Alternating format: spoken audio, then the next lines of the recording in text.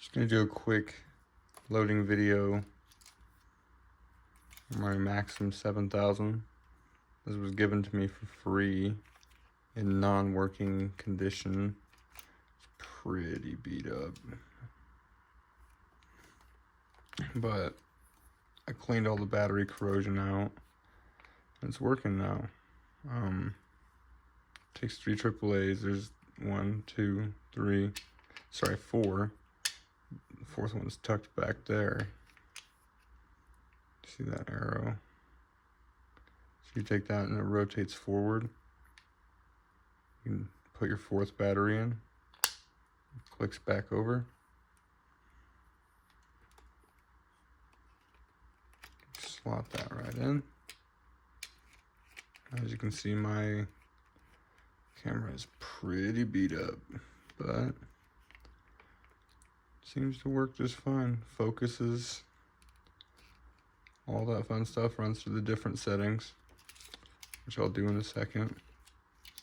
See, now it's on. Technically this is on, but to open it, you push this button, slide it down, the whole thing will pop open.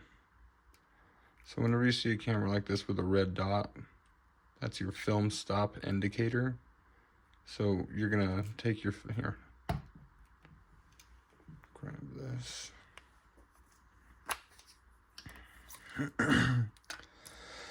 Sorry, it's 4 a.m. for me right now.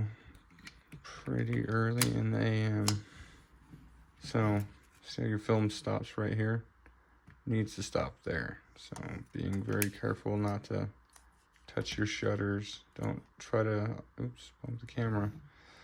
Always try to avoid touching your curtain, no matter what. I mean, it's gonna happen sometimes, but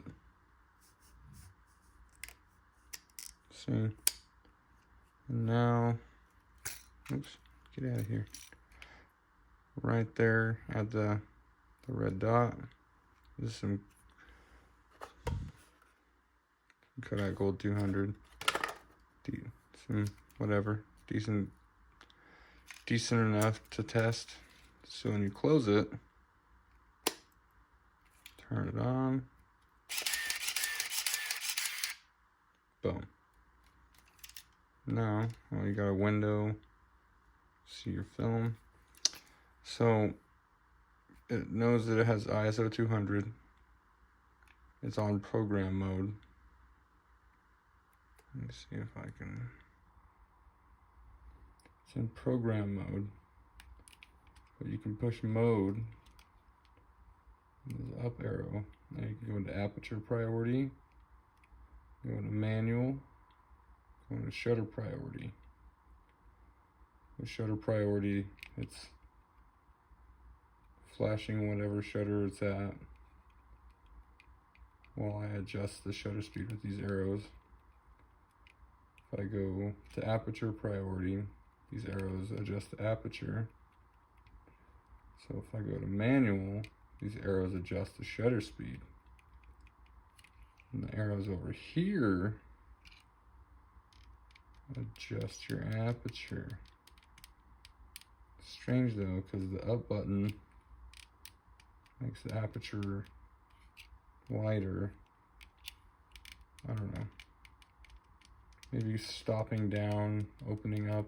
Yeah, I mean, I just answered my own kind of riddle. I haven't done a lot of research on this camera yet because I haven't tested it. I'm gonna probably do a better discussion. There's already probably a handful of videos out there on this, but anyways, you can push this and custom set your ISO if you want, which is pretty sweet. This little P button, so see how I'm in manual, you can just push P and it'll take you straight back to program mode, which is nice. You have your comp, standard up and down. This will do four stops. All right. Drive, I'm not single continuous self timer.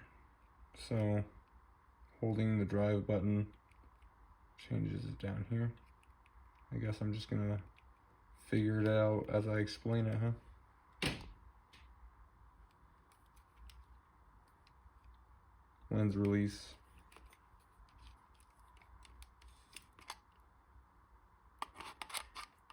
Line your red dots up clockwise.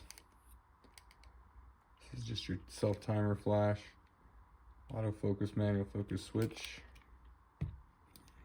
Honestly, pretty devoid of any kind of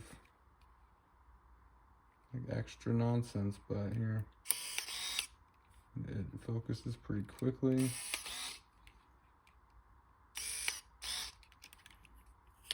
A cool little built-in hood. I really like how a lot of older lenses had the built-in hoods. None of my Z6 ones do. All the hoods are detachable. I really like the body of this, so I'm gonna go ahead and shoot this roll over the next like week or so, see how I like this camera, and then have a good idea of how I feel about this camera, whether I want to keep it and use it as a shooter, or if I'm going to rehome it and sell it and move on. Probably going to end up selling it, but I don't know. I don't have very many autofocus film cameras.